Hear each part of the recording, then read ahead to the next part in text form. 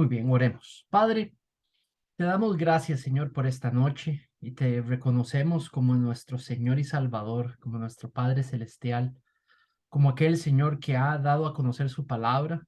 Y hoy, Señor, en ella, Señor, vamos a ver los últimos aspectos, Padre, sobre el diseño que tienes para el liderazgo en tu iglesia, Señor. Permítenos gozarnos de tu palabra, gozar de la comunión los unos con los otros y crecer, Señor, para tu gloria. Padre, usa esos estudios para preparar a cada uno de mis hermanos y mis hermanas para servir en esta iglesia, para apoyar el servicio en esta iglesia y para empujar esta iglesia para tu gloria, Señor. Cada uno encontrando, Señor, su función única, Señor, su servicio único, su ministerio dentro de esta iglesia. Padre, y espero que estos estudios sean de gran ánimo para ellos, Señor, y para ellas, para que puedan verte trabajar por medio de ellos y extendiendo tu reino en familia de fe. En el nombre de tu precioso Hijo Jesucristo es que pedimos esto. Amén. Muy bien. Entonces hoy vamos a hacer la tercera entrega y última, digamos, de esta serie de ancianos, diáconos y servidores o líderes. Y hoy lo que vamos a ver específicamente va a ser las calificaciones de los ancianos. Vamos a ver el rol y calificaciones de los diáconos. Y vamos a ver esa función que he puesto ahí en el diseño, digamos, que se llama líderes o servidores, ¿verdad? Entonces, vamos a comenzar con una presentacioncita que preparé aquí para ustedes y de pronto guarden las preguntas cuando haga la pausa y cuando ya yo haga la pausa podemos perfectamente atender cualquier consulta que puedan tener. Muy bien, entonces siempre sobre nuestro tema, la idea es buscar el diseño de Dios para cómo dirigir la iglesia, ¿verdad? Podemos encontrar muchas fuentes de dónde encontrar el diseño del liderazgo de la iglesia, pero la primaria debe ser la revelación de Dios al mundo, de cómo Él quiere que sean lideradas las iglesias, y eso está solo en la palabra de Dios. Muchos otros escogen la experiencia, el mercado, ¿verdad? Para poder decidir cómo liderar la iglesia, pero creo, Dios ya inventó eso, ya lo inventó, ya lo estableció, ya lo fijó, ¿verdad? Y nosotros lo que nos necesitamos hacer es tener fe y simplemente aplicar lo que está en los textos y lo que la iglesia ha estado practicando por miles de años. Entonces, vimos las funciones de los ancianos y ahora vamos a ver que esos ancianos, para hacer cada una de esas acciones, esas responsabilidades que estudiamos, eh, Dios pide que se coloquen hombres que están calificados en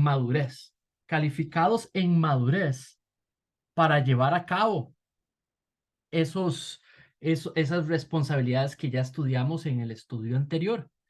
Entonces, primariamente, la calificación primaria va a ser una de madurez espiritual. Madurez espiritual. No quiere gente inmadura, espiritualmente hablando, en una posición de liderazgo como los ancianos, que son los maestros pastores de la congregación. Yo creo que cuando alguien es un anciano de una iglesia, es un pastor de la iglesia, ¿verdad? Entonces podemos llamarle a los ancianos pastores, ¿verdad? Eh, no creo sensato, digamos, ni bíblico llamarle a alguien pastor que no es un anciano, porque no vemos esa separación, digamos, en la Biblia. Entonces, ahora le podemos decir que una persona que no es anciano me pastorea, sí, pero no tiene un puesto oficial de pastor. Entonces, en cuanto a por qué Pablo cree importante que para llevar a cabo esas funciones de cuidado, de enseñanza, de pastoreo, de visitación, de vigilancia, de cuidar, porque se da cuenta de esas almas ante el Señor, ¿verdad? Entonces, eso que hemos estudiado, ¿por qué se necesita gente madura? Entonces, vamos a leer 1 Timoteo 3 del 1 al 7. Y le voy a pedir, porfa, a Carlos si me puede leer ese texto que está ahí enfrente. Ok. Dice 1 Timoteo capítulo 3, verso 1 al 7. Si alguien aspira al cargo de obispo, buena obra desea hacer. Un obispo debe ser irreprochable, marido de una sola mujer, sobrio, prudente, de conducta decorosa, hospitalario, apto para enseñar, no dado a la bebida, no pendenciero, sino amable, no contencioso, no avaricioso, que gobierne bien su casa, teniendo a sus hijos sujetos con toda dignidad. Pues si un hombre no sabe cómo gobernar su propia casa, ¿cómo podrá cuidar de la iglesia de Dios? Muy bien. Entonces, no sé si ustedes se dieron cuenta, pero en las reseñas testimoniales de, digamos, de los 6 hombres que vamos a nombrar o designar como ancianos y diáconos el domingo, digamos, estaban descritos sus testimonios, aquellos casados, por ejemplo, sus testimonios en casa, y no hay nadie mejor para testificar que las esposas que eh, eh, pudieran estar diciendo lo que ven y lo que reciben de ellos en casa, ¿verdad? También pudimos ver, digamos, cómo otras personas de la iglesia testifican esta madurez, digamos, en los diáconos, esta madurez en los ancianos, ¿verdad? Entonces, sí, lo que Pablo pide, digamos, es una madurez espiritual. Entonces, este pasaje de Timoteo, eh, las secciones en una carta, en la Biblia, tenemos que poder analizarlas, qué tipo de literatura estamos viendo en una sección. Si bien, por ejemplo, esto es una carta, ¿verdad? Una epístola es mandada a Timoteo, pero dentro de la carta, digamos, a veces se pueden encontrar como secciones especiales. Esta es una sección especial y le llamamos una lista. Esto sucede muchas veces en las cartas, es una lista, así se tipifica. ¿Verdad? Una lista lo que hace es que tiene una serie de elementos que describen algo que el autor quiere, digamos, ilustrar. Entonces, hace una lista que lo que busca es calificar lo que él quiere expresar. Entonces, ¿cómo hacemos para interpretar, digamos, esta lista? ¿Verdad? Bueno, la gente a veces digamos, en griego, en el griego original aquí, digamos, que es el griego koiné, las listas lo que buscan es describir la sumatoria de ellas, la idea que quede con la sumatoria de ellas, ¿verdad? Realmente es un error predicar un texto de estos, digamos, y agarrar una sola palabra y volverlo o agarrar, a decir que esta lista tiene 9, 18, lo que sea, puntos, ¿verdad? Y empezar a hacer un sermón de cada una de las palabras. Eso es un error de interpretación porque no es así como se comunicaban en ese tiempo. Aquí lo que Pablo no es que quiere que solamente veamos, entendamos cada una de las palabras, pero nos imaginemos el tipo de hombre que sale, que resulta de imaginarnos esos componentes funcionando al mismo tiempo. No, no está describiendo un hombre que es perfecto en todo esto, pero dice que es intachable. Eso quiere decir de que no tiene cosas abiertas en cuanto a esto, que si en algún momento tuvo un problema, lo solucionó, y lo remendó, ¿verdad? Entonces no hay reproche contra él porque lo solucionó, ¿verdad? No dejando cosas abiertas por todo lado. Entonces, la manera de interpretar una lista en la Biblia, y se los van a encontrar en un montón de secciones, es como si usted tuviera, digamos, una hoja y usted hace una tabla, ¿verdad? No sé si a usted le ha pasado cuando haya tenido que dar una presentación o algo, que en la tabla, que usted tiene que construir una tabla, ya sea una tarea y demás, ¿verdad?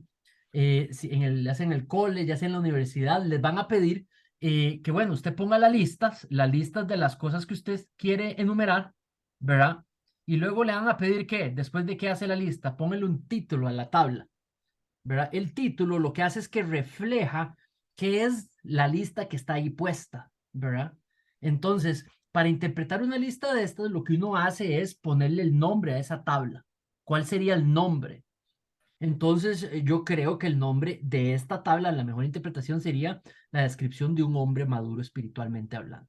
Esto es la descripción de un hombre maduro espiritual, un hombre de Dios maduro espiritual, ¿verdad? Y esas son las características. Entonces, cuando vemos eso, es importante ver cómo va entregando, digamos, esta lista. ¿verdad? Entonces empieza con la palabra irreprochable. Algunos consideran que irreprochable afecta todas las demás. Digamos que irreprochable se refleja, digamos, se refiere a esta, se refiere a esta, se refiere a esta, o sea que irreprochable en la fidelidad a su mujer, irreprochable en cuanto a ser sobrio, irreprochable en cuanto a ser prudente, etcétera, etcétera, etcétera. Hay otros que hablan que irreprochable simplemente es una palabra más además de las demás. Yo creo bastante en la primera.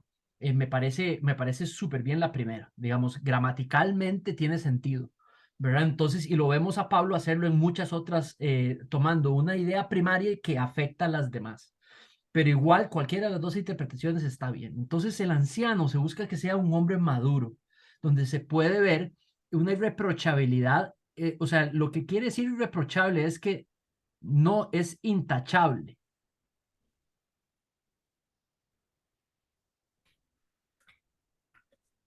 O sea, que no tiene tacha. Eso quiere decir de que no tiene cosas abiertas, conflictos abiertos o digamos quejas abiertas, sino que las ha atendido. No está hablando de una persona que no comete errores en ninguna de estas áreas, o sea, que nunca ha sido no amable, siempre es amable. No, no está hablando de eso. Está hablando que en sus relaciones, ¿verdad? Lo normal que se ve de él es que es amable, es lo general, es lo normal. Entonces aquí no estamos poniendo un estándar de un hombre perfecto, estamos hablando de un hombre que ya esto lo ha evolucionado y que esto es lo normal que se puede ver en él, pero no es que es perfecto y siempre vemos todo en él, ¿verdad?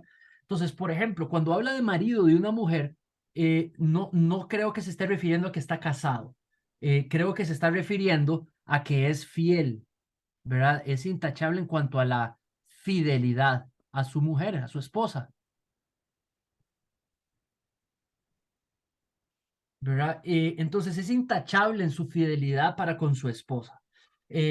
No sé, un esposo que digamos haya fallado de alguna manera menor en este sentido, de que él viene y le pide perdón a su esposa y la esposa lo perdona, ¿verdad? Digamos, porque tal vez vio una persona que no debía haber visto y la vio de una manera que no fuese, se confesó, se disculpó, esa esposa lo perdona, ¿verdad? Esa persona se ha colocado irreprochable de nuevo, ¿verdad? Y no es algo que acostumbra a hacer, ¿verdad? Sino que es algo que sucedió.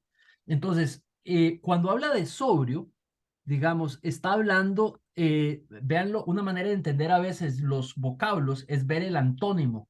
Sobrio es ebrio, no es una persona que, digamos, se entregue, no está hablando de licor, ahora va a hablar de licor, ¿verdad? Pero lo que está hablando realmente es que es una persona que no está dominada, digamos, por sus deseos ni tampoco por sus emociones. Es una persona sobria que se mantiene en control. Esto está hablando de una persona que no es inestable, es estable y que entonces lo vemos que está en control, ¿verdad? No lo dominan otras cosas que no sea, digamos, el morar del espíritu.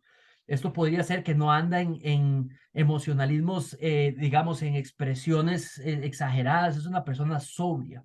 Cuando habla de prudente, es que busca lo que es sabio. O sea, no anda en el límite de las cosas, jugando de peligroso o tomando riesgos no necesarios. No es una persona, digamos, prudente, que se cuida del peligro, se cuida de lo que es malo, se cuida de lo que es peligroso. No lo vemos, digamos, arriesgándose, digamos, viendo cosas que no tiene que estar viendo, o yendo a lugares donde no tiene que estar, o tomando decisiones que no son prudentes, ¿verdad? Sino que busca todo lo que es prudente, ¿verdad? Cuando habla, cuando decide, cómo se maneja, y lo podemos ver en su estilo de vida, que es una persona prudente. Cuando habla de conducta decorosa, está hablando, decoro no solamente tiene que ver, digamos, con cómo nos vestimos, aunque es una manera, pero esto está hablando de modestia, digamos, y la modestia, digamos, se muestra, digamos, la modestia, digamos, se muestra no solamente en la vestimenta, pero también en el trato de otros, ¿verdad? Al ser una conducta decorosa, no es una persona que de pronto un hombre casado que viene y abraza a una mujer soltera y la percolla toda, eso no es decoroso, ni tampoco es prudente, ¿verdad? Sabe que a sus hermanas solteras las trata de una manera respetuosa y con una distancia que sea sana, es modesto. a una hermana que casada, no viene y le pega ese percollón y ese besuqueo. No, es prudente, es decoroso, se viste de una manera decorosa, ¿verdad? No es que anda hecho leña, ¿verdad? Sino que él, digamos, tampoco quiere decir que tiene un código vestimenta, pero es una persona que usted debe ver que le importa el decoro, ¿verdad? El orden también es ordenado, ¿verdad? Todo eso está en esa descripción. Hospitalario, esa es una persona que utiliza sus recursos, lo que tiene, lo que Dios le ha dado, sabe que es un simple administrador y él los pone al servicio de los demás, empezando por su casa. Es invitador a su casa, es invitador a compartir lo que Dios le ha dado, es misericordioso para con nosotros, ¿verdad? Esta es una persona que busca, o sea, ve a la persona que recién viene a la iglesia y no espera mucho para venir y mostrarse hospitalario. No deja que el extraño se sienta como extraño, sino que viene inmediatamente y atiende y hace sentir en casa a esa persona, ¿verdad? Ya sea en la iglesia, tiene la iniciativa de ir con los que apenas vienen a la iglesia, tiene la iniciativa de ir con aquellos que son más solillos, tiene la iniciativa de hacer sentir en casa y parte de la familia a los demás, y todo eso tiene que ver con ser hospitalario, ¿verdad? Dice que es apto para enseñar, ¿verdad? Pero esto no quiere decir literalmente que sabe predicar o ya predicó o es un experto predicador. No, esta persona conoce la verdad de Dios y la puede enseñar en una conversación, la puede enseñar, digamos, en un uno a uno, ¿verdad? La puede enseñar a sus hijos, la puede enseñar a su esposa, la puede enseñar a su mamá, a su papá, ¿verdad? Él puede testificar, defender la fe, ¿verdad? A eso se refiere cuando es apto. Eso no quiere decir que su actividad primaria es de enseñanza, sino que esto es un hombre que puede enseñar y discipular a otros de manera perfecta, ¿verdad? Luego dice que no es dado a la bebida. Cuando dice eso, se está refiriendo a que no anda en la cultura del tomar, ¿verdad? No anda en la cultura de la bebida. Públicamente es raro verlo, digamos, o nunca lo vemos. De pronto nos damos cuenta que tal vez se tomó alguillo aquel día, ¿verdad? Pero no es dado a esa actividad, ¿verdad? No le encontramos, definitivamente no le encontramos un bar en la casa llena de botellas, ¿verdad? No, porque no es de la cultura de tomar. ¿Verdad? No lo encontramos normalmente en lugar y en mesas donde todo el mundo está tomando. No es de la cultura de tomar. Y eso no quiere decir de que no toma del todo, ¿verdad?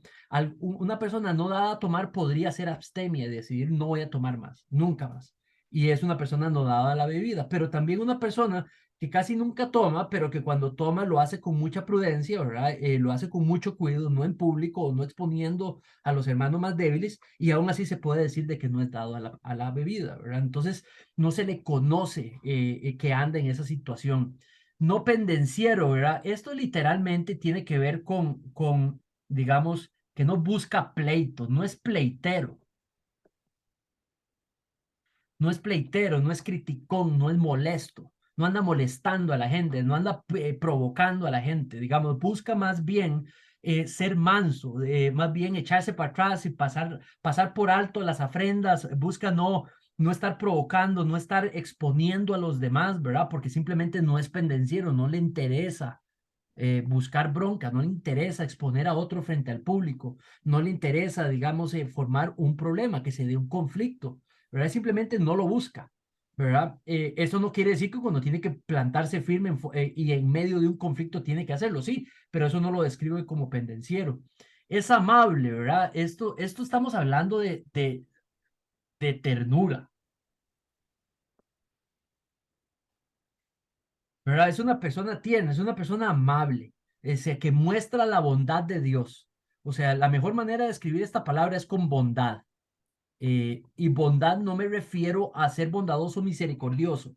La bondad, el bien de Dios, lo bueno de Dios, Él muestra esa bondad a los demás. No es contencioso, también tiene que ver con ira y pleito, ¿verdad? Con ira y pleito. No es provocador, anda en dominio, ¿verdad? No anda contendiendo a ver cómo pongo a esta persona, digamos, yo como profe, digamos, en la U o en el seminario, digamos, muchas veces uno puede ver una persona que pregunta porque realmente está interesado, pero muchas veces puede ver la contienda, digamos, la necesidad de contender, ¿verdad? Por preguntar no implica que uno, por preguntar, hacer una pregunta difícil no implica que uno es contencioso, pero muchas veces la motivación es contender, ¿verdad? Cuando la motivación es entender la voluntad de Dios para mi vida con humildad, se muestra de una manera. Pero lo que es contencioso ya es un sentido que uno puede palpar. El anciano no anda contendiendo a los demás, no anda corrigiéndolos, criticándolos, sino que no es esa su perfil, ¿verdad? Sujetos, dice que gobierna bien su casa, ¿verdad? Cuando habla de gobierna, decide ampliar ese término y dice que le ha enseñado a sus hijos a obedecer y sus hijos lo obedecen, se someten a lo que dice y siguen lo que dice. Sus hijos no son rebeldes porque él les ha enseñado de una manera sobria, decorosa, de una manera amable, les ha enseñado a confiar en su liderazgo, ¿verdad? Los hijos digamos, pocas veces los vas a ver andar, digamos, enfrentarse al padre, digamos, maduro, porque le respetan, porque saben que desde niños han sido instruidos a obedecerle, a seguirle, ¿verdad? Y que inclusive tiene consecuencias el no, digamos, honrarle en su misión, ¿verdad? Entonces, ¿por qué? Porque, digamos, si él funciona así, dice allí, digamos, si él maneja bien su casa, es una manera de darnos cuenta que podría manejar bien cuando tenga que confrontar el pecado de hermanos, cuando tenga que ganarse la convicción de los hermanos de que él es digno de ser confiado cuando él dé directrices o dé correcciones, ¿verdad? Y claro, esas personas no tienen problema porque saben que es una persona no avariciosa, no contenciosa, no amable, no pendenciera, ¿verdad? Fiel, sobria, prudente, decorosa, hospitalaria, apta para enseñar, ¿verdad? No dado a la bebida. Y allí, digamos, vemos lo que son las calificaciones de los ancianos. Por último, habla de que eran hombres maduros, ¿verdad? Y veamos 1 Timoteo 3, digamos, dice aquí en el 6 y el 7, no debe de ser un recién convertido, ¿verdad? Dice, no sea que caiga en condenación como cayó el diablo. Dice, debe de gozar de una buena reputación. Y dice que entre los de afuera de la iglesia. Dice, para que no haya descrédito sobre el ministerio y que pueda ser utilizado por el diablo. Entonces aquí realmente la palabra es buena reputación, ¿verdad? Y no un recién convertido. Bueno, creo que los testimonios que hemos visto y las personas que vamos a elegir el próximo domingo son personas que ni son recién convertidas, tienen una buena reputación, ¿verdad? Y además son personas que consideramos maduras, de un carácter maduro. Eso no quiere decir perfectas, ¿verdad? Muy bien, entonces, ahora, ¿qué, qué dice la Biblia sobre la iglesia que ve a estos hombres maduros actuar? Entonces, lo que vemos a la iglesia lo vemos en Hebreos 13, 15 al 17. Voy a hacer una pausa aquí a ver si hay alguna pregunta en cuanto al carácter, pero entonces, ahora que hemos visto las responsabilidades de los ancianos, hemos visto el carácter de los ancianos, ¿verdad? Ahora vamos a ver qué le toca hacer a la congregación con respecto a los ancianos, ¿verdad? Y es la sección que sigue. Vamos adelante, Esteban. Gracias. En relación al proceso de formación de un anciano, que es lo que tengo entendido que vos has estado haciendo por los últimos años, formando personas, me surge la inquietud de hay cosas que están descritas como parte del carácter, que quizás al principio, hace 4 años, no sé si ya estas personas que van a ser, que son candidatos ancianos, ya las tenían, o más bien vos viste ciertas cosas, quizás no todas, y empezaste a desarrollar otras. Lo que quiero decir es que el paquete no viene completo. Entonces, si una persona va a ser candidata no a anciano, sino a un proceso para llegar a ser anciano, ¿qué cosas ves vos como el anciano pastor que ya está? ¿Qué cosas ves vos que te hacen pensar que esa persona podría llegar eventualmente a ser anciano? Porque podría ser que tiene muchas áreas que también tiene que trabajarlas, y esos 4 años fueron de puro trabajo para llegar a la culminación del evento del domingo. Claro, digamos, hay veces que también esas personas adquirieron esa madurez en otras iglesias, ¿verdad? Va a depender de caso en caso, ¿verdad? Digamos, dentro del grupo que nosotros tenemos han tenido un bagaje fuera de la iglesia, ¿verdad? Entonces muchas cosas fueron corregidos ahí, se jararon tortas ahí, ¿verdad? Mismo el Señor los corrigió y los fue madurando, ¿verdad? Entonces cuando uno se topa gente así, lo que quiere es comprobar, ¿verdad? Si vos tenés, digamos, lo que buscas es comprobar. Y usted sabe la lista del carácter, usted sabe los dones que quieres ver, ¿verdad? Y entonces uno empieza a observar. Una vez que uno está observando, lo que hace es que quiere ver la iniciativa y entonces los empieza a probar, ¿verdad? Para mí no hay mejor manera que probar que en el diaconado, ¿verdad? Es en el diaconado donde yo puedo probar primariamente, digamos, lo que podría hacer en cuanto a un anciano. Entonces, con respecto a cada uno de ellos, ¿verdad? Vengo observándolos, entrevistándolos, vengo trabajando con ellos en distintas áreas, ¿verdad? Y entonces uno puede comprobar si ya en un periodo de digamos, de 2 años, digamos, de estar con uno trabajando 3 años y uno ve una integridad, una consistencia, ¿verdad? Investiga uno fuera y en los tiempos que estuve en otras iglesias, y si uno ve una consistencia, estás en frente de una persona, digamos, que es, digamos, un buen candidato, ¿verdad? Entonces, ahora, digamos, si yo tuviera que empezar con una persona ahorita, con los diáconos, son gente que, digamos, tienen menos bagaje, menos experiencia y quieres comprobar la experiencia en el sitio, ¿verdad? Entonces, creo, no sé si ahí respondo tu pregunta. Perfecto. Adelante, Nan o Andrés. Gracias, Manri. Es igual relacionada a esa pregunta, Esteban. En el caso entonces de los ancianos, el que revisa, por decirlo así, o el que puede definir si realmente cumple con los requisitos o con este tipo, digamos, ¿verdad? De requisitos, es el pastor principal o también la congregación. O sea, ¿cómo es ese proceso, digamos, para ver que efectivamente eso, digamos, sí, esa es la pregunta, si es exclusivamente y siempre es así, o si ya cuando hay más ancianos y pastores le corresponde a ellos todos, o cómo es que funciona esa Sí. parte. Funciona como lo hemos hecho, ¿verdad? Como ustedes, digamos, lo hemos hecho, es como funciona, porque es casi como en la Biblia sale, ¿verdad? Entonces, los ancianos tienen que valorar los potenciales candidatos, entonces los examinan, ¿verdad? Los ponen a prueba, ¿verdad? Y mientras los ponen a prueba, los examinan, ¿verdad? Y comprueban, ¿verdad? Luego se comunica a ellos, digamos, una propuesta de un puesto y se ve si ellos desean ese puesto. Entonces, ese es el orden, digamos. Primero se observa, ¿verdad? Se evalúa, se pone en prueba, se sigue observando, se sigue valorando, se hacen evaluaciones, luego se le solicita a esa persona si desea esa posición y si esa persona lo desea, hace buena cosa, ¿verdad? Y entonces se le sigue valorando, ¿verdad? Y entonces se designa como candidato. Ahora, lo que hay que hacer es darse cuenta si tiene buena reputación, si lo que uno está viendo lo puede comprobar otros miembros de la congregación, ¿verdad? Entonces, en realidad uno no le pide permiso a la congregación porque no es necesario, digamos, en la Biblia dice que no es necesario, los ancianos pueden tomar esa decisión, pero parte de su evaluación es preguntarle a la congregación si ellos están viendo lo que él está viendo, ¿verdad? Entonces, por eso yo les di cerca de más del mes, ¿verdad? Para que pudieran presentar, digamos, cualquier duda, cualquier consulta, cualquier queja, ¿verdad? Y al día de hoy nadie se ha, digamos, acercado a mostrar ninguna, y ya ese periodo se terminó, ¿verdad? Ahora yo procedo ya digamos, esto lo he anunciado varias veces, y entonces si yo no tengo ninguna queja, también he entrevistado, pedido testimonios de otras personas de la iglesia con respecto a ellos como diáconos, con respecto a ellos como ancianos, y se ha confirmado completamente, digamos, de la mayoría de los testimonios que he recabado en la congregación, de lo que estoy viendo, ellos también lo ven, ¿verdad?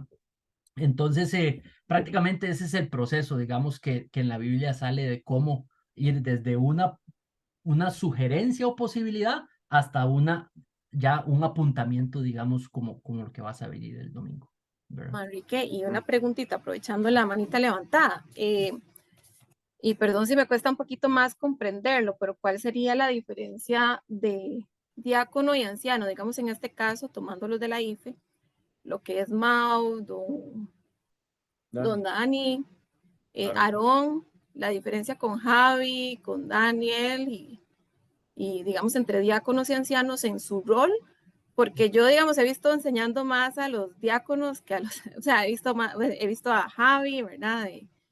En algún momento vi a Dani, a don Daniel, lo he visto más enseñando, entonces no no me queda como muy claro cuál es la diferencia en su papel o en su rol, ¿verdad? ¿Cómo podríamos hacer como esa separación de un rol de un anciano y un diácono? Claro, no hemos estudiado los diáconos, hasta ahora los vamos a ver, entonces ahorita vas a ver cuál es la diferencia, digamos, cuando ya veamos las filminas, digamos, de lo que hace el diácono, y ahí te va a quedar claro. Los pasajes te van a decir, digamos, para qué eran utilizados los diáconos, ¿verdad? Entonces, de nuevo, un anciano no tiene necesariamente que estar enseñando ni enseñar mucho, ¿verdad? O sea, el anciano lo que tiene que ser es apto para enseñar, ¿verdad? Entonces, no es necesario que pasen por el púlpito, pero, digamos, en otros estratos enseñan, ¿verdad? Entonces, un Mauricio, digamos, tanto en su familia como al uno por uno, se ha reunido con un montón de la gente de la iglesia y les ha enseñado y les ha mostrado, ¿verdad? Digamos, ha tenido contacto. En el caso, por ejemplo, de don Daniel, sí ha sido más recurrente enseñando, digamos, que cualquiera de los demás. Y en el caso de Aarón, digamos, enseña en otros ámbitos, pero no en la iglesia por efectos de trabajo, ¿verdad? Entonces, Aarón tiene mucho más roce, digamos, que tal vez muchos de otros en cuanto a enseñanza, solo que en la iglesia, digamos, lo ha hecho poco, ¿verdad? Pero igual eso no lo determina, digamos, no es algo que lo que lo determina es que sea apto para enseñar, ¿verdad? Entonces, ha sido, digamos, excepto Mauricio, digamos, don Daniel don Daniel y Aarón han sido alumnos míos, entonces yo estoy claro que son aptos para enseñar, digamos. En el caso de los otros tres, también han sido alumnos míos, entonces yo sé que son aptos para enseñar, ¿verdad? Entonces, en realidad, los que se tienen que convencer, digamos, son los ancianos, digamos, de que esta es una persona calificada, lista, examinada, aprobada para ese puesto.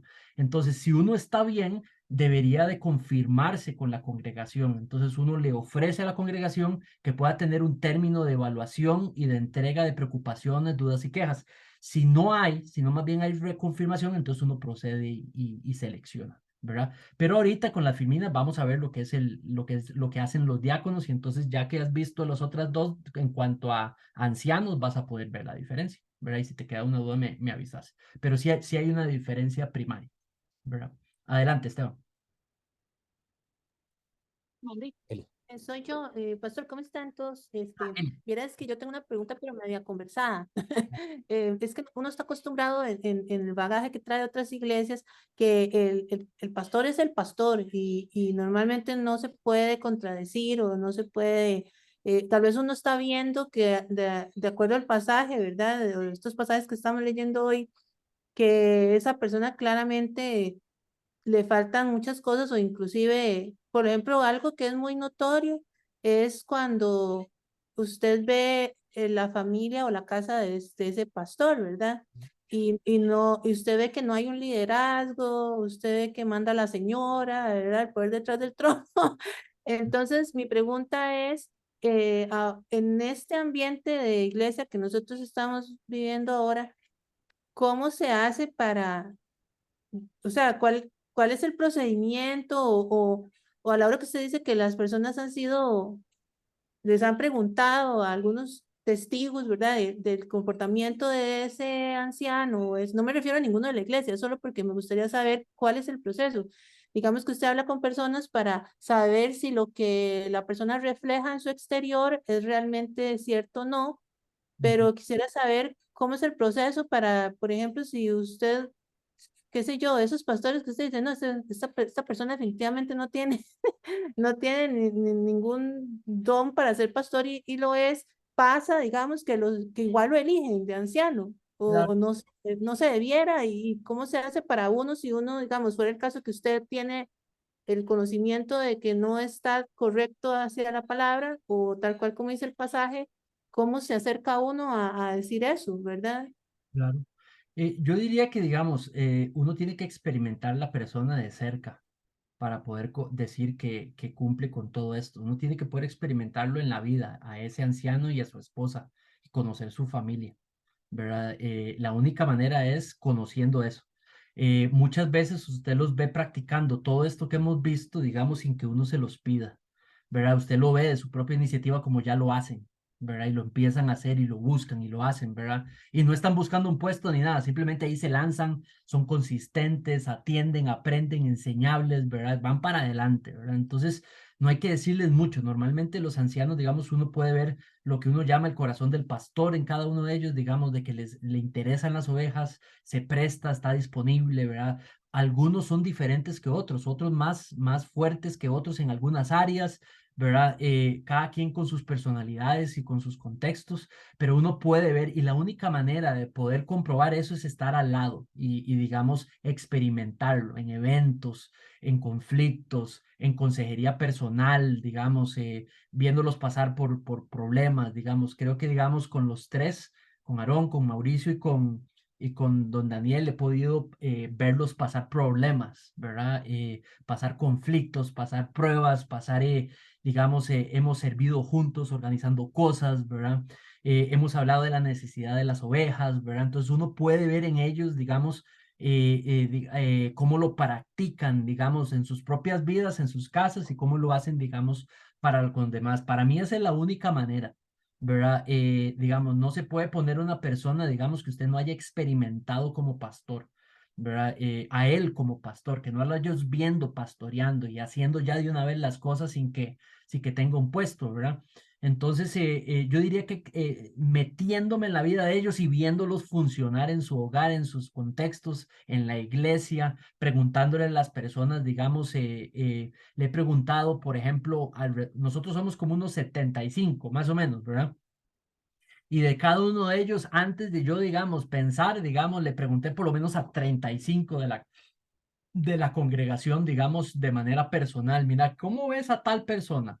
Decime cuáles son sus dones, cuáles son las cosas que te sorprenden. Y normalmente, digamos, se mencionaba la palabra pastoreo, la palabra seguimiento, la palabra discipulado, ¿verdad? Enseñanza, sabiduría, madurez, admiración, ganas de seguir a esa persona como modelo. Entonces, eso es lo que te identifica que esa persona porque va de acuerdo a las calificaciones y a las responsabilidades que quiere tomar. Paula y luego Rebe. Gracias.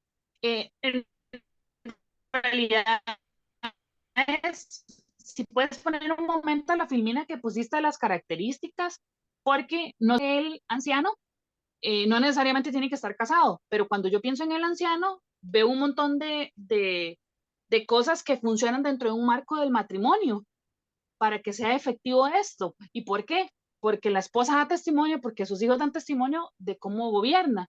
En un sentido, dijiste que no necesariamente tenía que ser casado. ¿Me puedes explicar eso? Porque no sé si fue que te entendí mal. Sí, digamos, cuando dicen marido de una sola mujer, no se está refiriendo, digamos, a que es marido. Digamos, normalmente en griego, digamos, esta palabrita es crucial. ¿La ves? Ahí. Digamos, eso es un genitivo. Digamos, el genitivo es o sea, usted no puede entender el sustantivo principal sin el genitivo. Entonces, la segunda parte, de para adelante, está describiendo lo que le importa saber sobre el marido. Entonces, ¿qué estoy diciendo? Que el genitivo es de una sola mujer. El descriptivo, digamos, esto es un genitivo descriptivo. Entonces, el genitivo que es de una sola mujer describe el tipo de marido, digamos, que debe de ser, el tipo de persona. Entonces, está hablando que, digamos, es una persona que practica fidelidad, es una persona fiel en sus relaciones. Entonces, esa es la interpretación, digamos, del vocablo, de la frase griega, digamos, que está ahí, marido de una sola mujer. No está diciendo casado, está diciendo que si está casado es fiel. Digamos, él es fiel a Dios. Marido de una sola mujer es una frase que se puede traducir, digamos, o parafrasear, un hombre fiel a Dios, ¿verdad? En sus relaciones. Si fuera de noviazgo, si es, por ejemplo, ¿cómo es una persona fiel a Dios en su soltería? Camina en pureza. ¿Cómo es una persona fiel a Dios, digamos, con su esposa? Le es fiel a su esposa, ¿verdad? Y esa es una interpretación, digamos, de lo que es, creo que es la mejor interpretación de ese vocablo. Entonces, ahora, cuando dice que gobierne bien su casa, hijos sujetos con toda dignidad, está hablando en el caso que es casado, ¿verdad? En el caso de que sea casado, pero no excluye, digamos, el ejemplo primario es Timoteo per se, ¿verdad? El ejemplo primario también es Pablo per se, ¿verdad? Que Pablo es anciano también y es plantador de iglesias y Timoteo también, y es soltero y es joven, ¿verdad? Entonces, y no está casado, ¿verdad? Entonces, ellos son los ejemplos de que se puede ser anciano, digamos, sin tener que estar en el estado nupcial, digamos. Perdón, Tito también sería un ejemplo. Eh, O vieras que Tito sí. yo creo que me arriesgaría a decir que sí, pero no estoy tan seguro. Pero digamos, creo que al menos Timoteo y Pablo sí. Ok. Muy Malmi, buena. gracias por la Todas explicación. son, todas, Nan, Andrés, Eli, Esteban, todas son muy buenas preguntas. Excelente. Ya, para eso es este espacio. Adelante, Rebe. Nada más es un comentario rapidito de nuestra experiencia en las dos plantaciones de iglesias, que hay una tendencia en un plantador buscar ancianos basado en su nivel de conocimiento de doctrina y teología, de su habilidad de defender la palabra y todo eso está muy, muy importante. Pero alguien que yo he observado, Manri, aprender es que esta lista de calificaciones son sumamente importantes, que uno podría tener todo conocimiento teológico, pero si no tiene este carácter de anciano, todo su conocimiento abusa más bien de las personas. Y al revés, un hombre que tiene este carácter, pero no conoce la palabra, tampoco está capacitado para discipular, pastorear y enseñar. Entonces, es tan importante esas dos áreas. Y como dijo Manu, es solamente posible saber del carácter conociendo bien la persona, observándoles, conociendo la familia, y es algo que hemos podido hacer y testificar de la habilidad de los dos, de carácter de las personas y también sus conocimientos de la palabra de Dios y poder defenderla. Claro, claro. Y también es importante saber de que esto es un grupo que va a funcionar no individualmente, sino que grupalmente, ¿verdad? Lo que a don Daniel le haga falta se lo va a complementar Mauricio, ¿verdad? Lo que a Mauricio le haga falta se lo va a complementar don Daniel y Aarón, ¿verdad? Lo que a mí me haga falta me lo complementan ellos, ¿verdad? Lo que tal vez a alguno de ellos le haga falta, yo se lo complemento, ¿verdad? Entonces, al final el consejo de ancianos, digamos, es uno que funciona unido. Entonces, las carencias de uno las puede ayudar y acoplar, digamos, los otros, ¿verdad? Entonces hay que verlo como también como un consejo, un cuerpo pastoral, ¿verdad? No como el individual, sino como el grupo, ¿verdad? Y el Señor va a posiblemente ir llamando más hombres, digamos, a este grupo específico, ¿verdad? Muy bien. Vamos a tener una pregunta más y procedemos para seguir, porque nos falta mucho todavía. Adelante. Rapidito. Digamos, ¿qué pasa con las personas que son de, qué sé yo, que no cumplen con esa lista en una área? Por ejemplo, qué sé yo, alguien que esté divorciado, ¿verdad? Ya no es marido de una mujer. O qué sé yo, tiene hijos y alguno de esos hijos es medio rebeldillo, no va a la iglesia, no quiere, está descarriado, digamos, o algo pasa.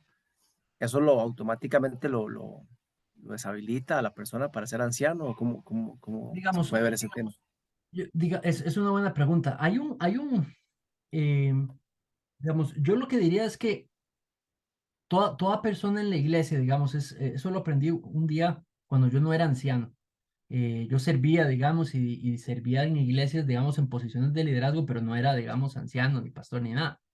Y una vez me impactó leer un libro que decía, usted no busque nada, ni, o sea, usted trabaje para el Señor, y si alguien viene a colocarle una posición, se la van a traer, ¿verdad? Entonces, yo creo que un hermano casado, divorciado, digamos, no debe buscar el ancianato, debe esperar que si el Señor lo quiere traer, que se lo ofrezcan, que vengan y reconozcan los dones en él, ¿verdad? Y eso es una prueba de humildad, ¿verdad? No hay nada malo con aspirarlo o con desearlo, con buena motivación, pero uno no lo debe salir digamos, a producir, si más bien eso sea reconocido por los demás y sea impulsado y presentado, ¿verdad? Entonces, yo creo que quieres personas, deseas personas que sean un buen modelo a seguir, ¿verdad? Entonces, escogen la congregación, Pablo le dice a Timoteo, escogen las personas que, entonces ya de una vez le está diciendo que puedan mostrar, digamos, una solidez de testimonio, ¿verdad? Que no hayan, que pueden decirle a la gente, sígame, imítame, ¿verdad?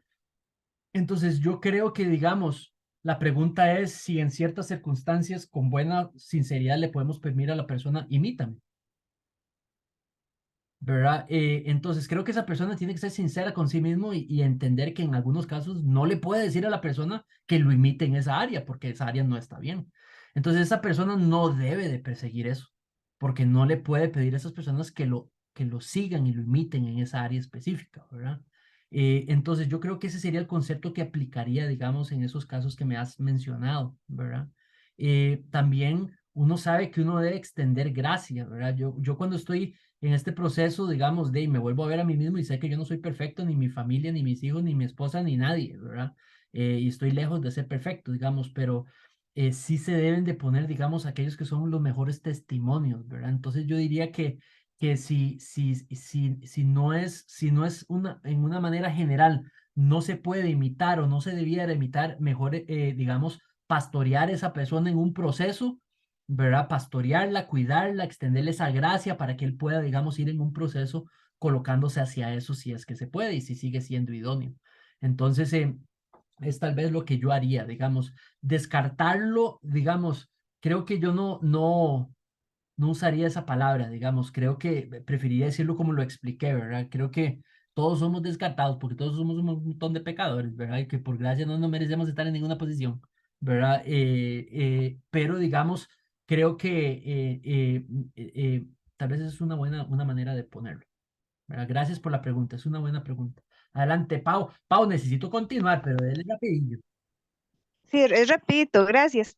Es que me llamó la atención la parte que dice, bueno, digamos, me quedó claro, ¿verdad? El testimonio de vida, pero la parte que decía de conocimiento de la Biblia, porque bueno, yo hasta ahora estoy empezando a profundizar en la Biblia, pero ¿qué tanto se mide el conocimiento de la Biblia? Porque como es tanto y tanta información, o sea, ¿cómo Ent- hacen? Hay un grado como para saber hasta dónde, Esa es y una si buena digamos pregunta. es para anciano, si tiene que tener más conocimiento de la Biblia que para diácono. Esa es una buena pregunta. Ahora vamos a ver lo de diáconos y nos vamos a dar cuenta, digamos, para responder esa pregunta, pero digamos, en lo que es los ancianos, de nuevo, este es un grupo. Entonces, si tú tienes ya en el cuerpo de ancianos, digamos, personas que son teológicamente formadas, ¿verdad? O al menos tienes uno que es su fuerte en lo teológico, ¿verdad? Entonces ya no tienes que necesariamente, digamos, preocuparte porque todo el mundo tenga que tener el mismo nivel, ¿verdad?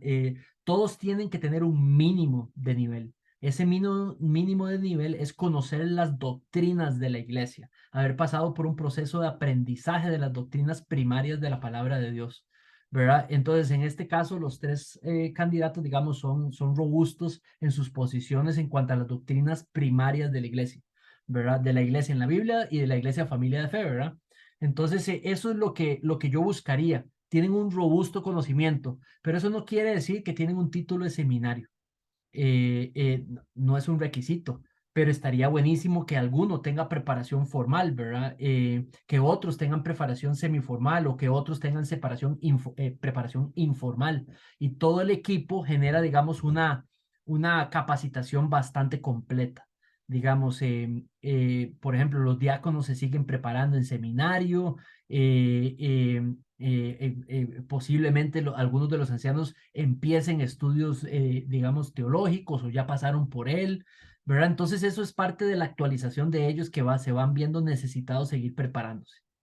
Perfecto, buenísima pregunta, Pau. Muy bien, entonces ahora sí, vamos a meternos con una parte más importante. ¿Para qué Dios quiere que sean hermanos maduros?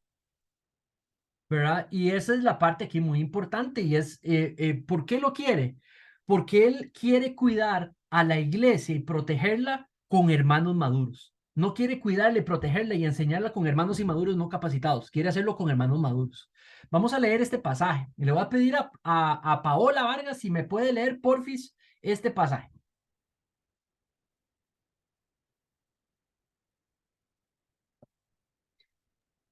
Perdón, ¿me oyen bien? Sí, Sí.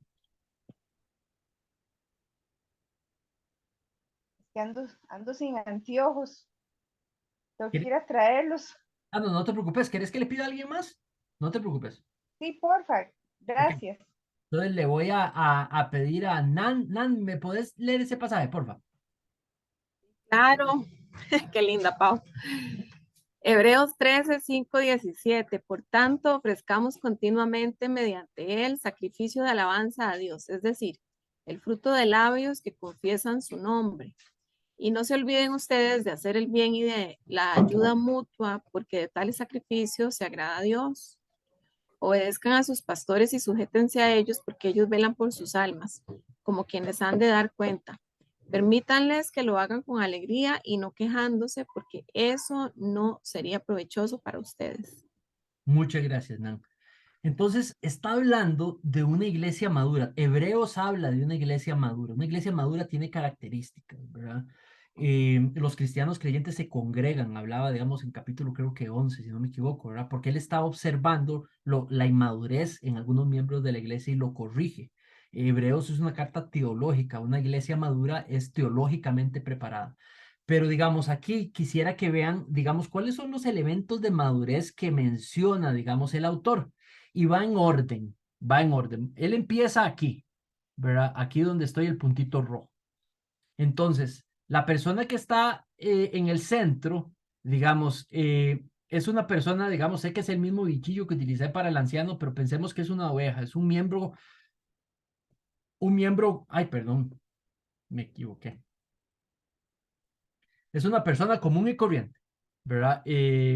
¿Cómo quito esto de aquí? Me está estorbando. Ya. ¿Ustedes ven la barra? Ok.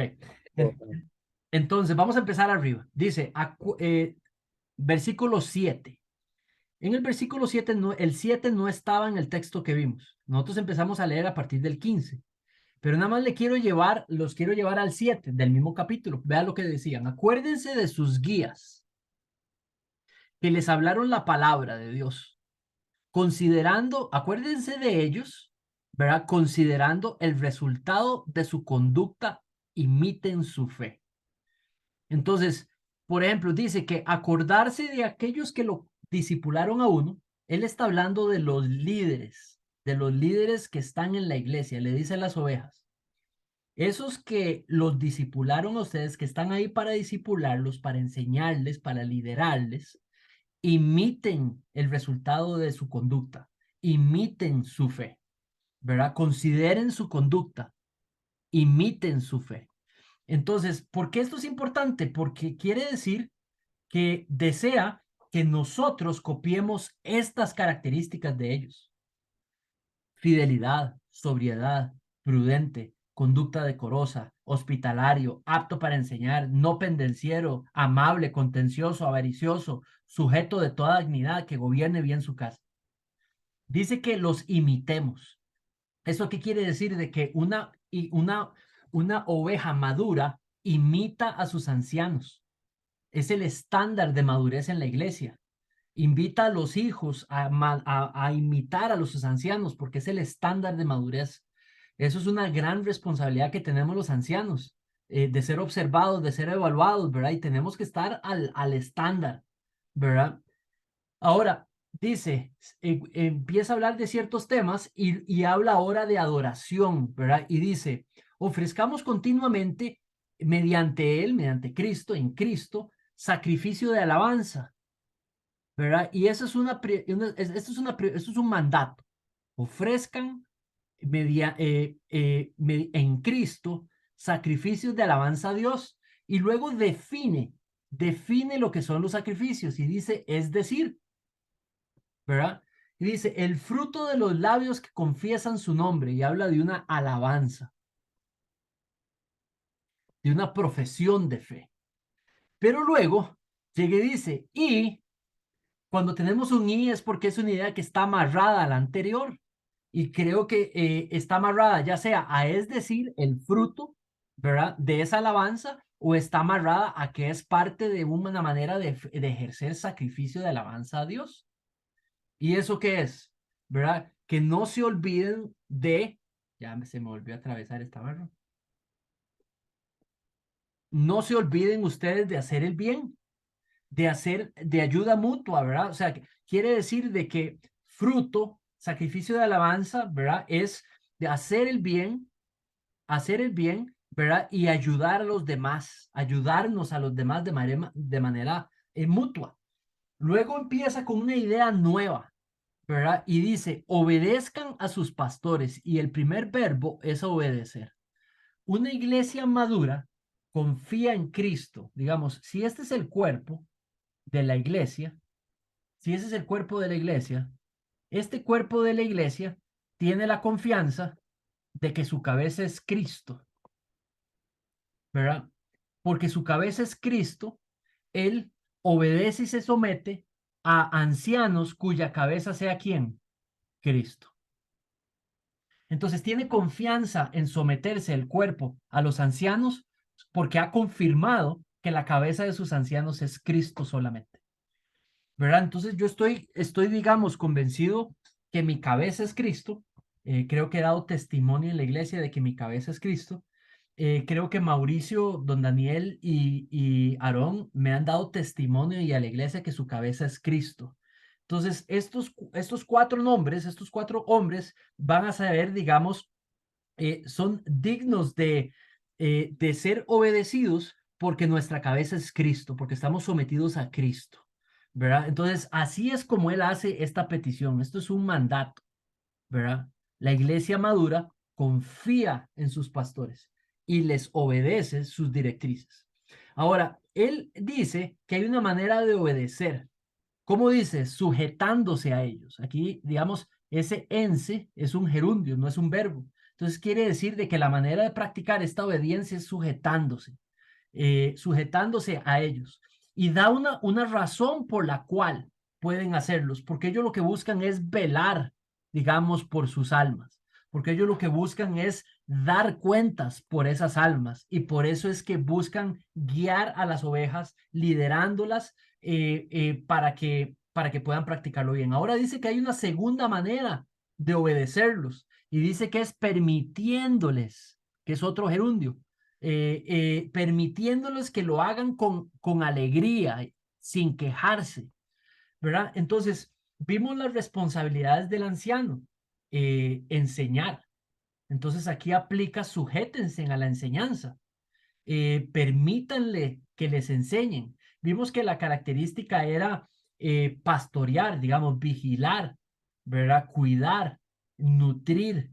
Entonces aquí dice de que nos sujetemos a esa guía, a ese pastoreo, a ese cuidado, esa rendición de cuentas, que lo permitamos que lo hagan, ¿verdad? Y que lo permitamos con alegría, sin quejarnos cuando lo hagan, ¿verdad? Entonces, la iglesia madura necesita de ancianos maduros porque si no son ancianos maduros, pueden malguiar la iglesia y estarían imitando a gente inmadura, ¿verdad? Entonces, esto es una de las, digamos, de las características primarias, digamos, en este sentido.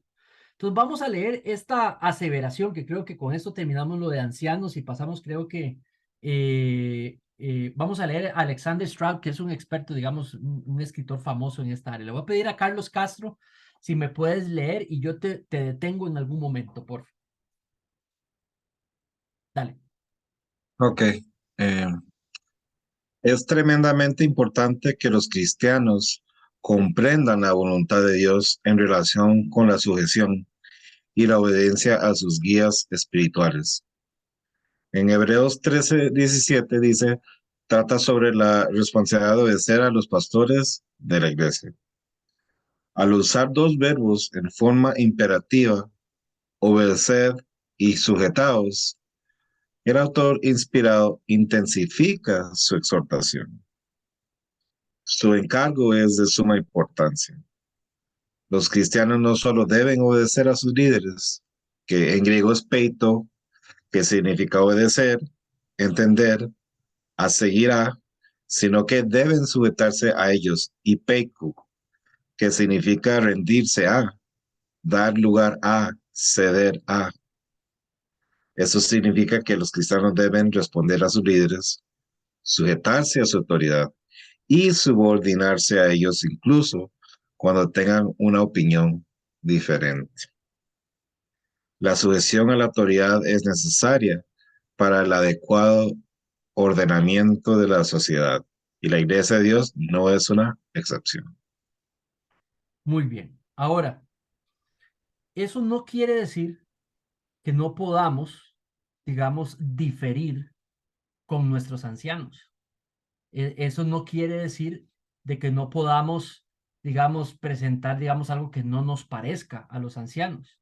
Eso no quiere decir que los ancianos son intocables, ¿verdad? Que no se puede, digamos, estar en desacuerdo con ellos. Pero tenemos que tener claro a quién se le está dando una autoridad en la iglesia y a quién no, ¿verdad? Y eso es lo que tenemos que entender con humildad, ¿verdad? A todo miembro de la iglesia no se le ha dado la autoridad que se le ha dado a los ancianos, por ejemplo. Entonces, en este pasaje, digamos, en este pasaje, por ejemplo, de Hebreos, cuando habla de pastores, está refiriéndose a los ancianos, ¿verdad? Ahí no está hablando de diáconos, ni servidores, ni líderes, está hablando de ancianos, ¿verdad? Entonces, esto ya hace una diferencia. Esa posición de autoridad en la interpretación de la doctrina, ¿verdad? Y en dar directrices para cuidar, para nutrir, para organizar, ¿verdad? La tienen solamente los que son considerados los pastores. Y esos son los ancianos, ¿verdad? Ahí ya se marca una diferencia entre los ancianos y los diáconos o cualquier otro líder en la iglesia, ¿verdad? Los ancianos y los servidores están sometidos a la directriz de los ancianos, ¿verdad? Eso para ir respondiendo lo que mencionaban. Ahora vean este otro pasaje, dice, reconociendo a aquellos en liderazgo y teniéndolos en alta estima. No solamente habla de confiar en su liderazgo, entonces, uno puede llegar a una discusión, ¿verdad? Digamos, sana y buena con uno de mis ancianos. Sí, claro, no hay problema. Pero va a llegar un momento donde ya cuando no haya, digamos, si en el caso que no se resolvió y no se llega a un mismo punto, si tienes a Cristo como cabeza, necesitas reconocer de que Él tiene la autoridad para tomar una decisión, ¿verdad? Y entonces necesitas confiar en la decisión de esa persona, ¿verdad?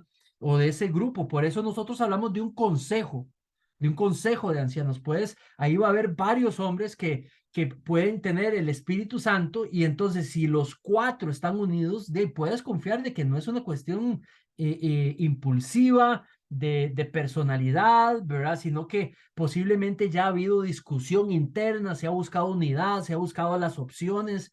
Entonces, esa pluralidad ayuda a que haya minimización de error, ¿verdad? Ahora, miren lo que dice Tesalonicenses. Y esta es la actitud que toma un cristiano que tiene a Cristo como cabeza.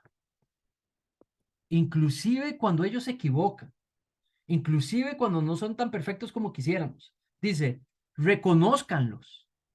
Eso quiere decir de que son puestos por Dios en una autoridad.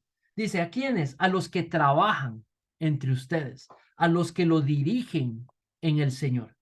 Vimos en Hebreos de que los que dirigen no son los diáconos, que los que dirigen en realidad son los ancianos. ¿Verdad? Dice, a los que los instruyen, ¿verdad? Vimos que la enseñanza autoritativa no lo tienen los diáconos, los tienen los ancianos, ¿verdad? Entonces, los ancianos, digamos, hay que poder darle reconocimiento del rol que Dios les dio, ¿verdad? Entonces dice que reconozcan esa posición dada por Dios en Hebreos, que reconozcan el rol que Dios les dio, que reconozcan la autoridad que Dios les dio, ¿verdad? Dice que además que los tengan en alta estima, ¿verdad? Y dice que los tengan en alta estima no porque son perfectos, dice por la causa de su trabajo. Y la pregunta, ¿cuál es el trabajo? De dar cuentas a Dios por cuidar estas almas. Saben, yo no puedo evitar estar en el Parque de la Paz, que por mucho tiempo lo utilizamos los lunes, mi familia, para ir a descansar los lunes, a hacer cosas todos los días, porque los lunes todo está cerrado y era mi día feriado. y siempre hay guardias, hay policías. Y yo no conozco a ninguno de esos policías, no sé si es corrupto, no es corrupto, no conozco nada, pero no puedo evitar pasar frente a ellos y decirles gracias. Gracias por lo que hacen y gracias por su cuidado, por cuidarnos. Ni ellos se lo esperan cuando uno se los dice. Eso es reconocerlo, no tiene que ver con nada excepto el puesto que tienen de autoridad dada por Dios, de cuidar digamos, la sociedad.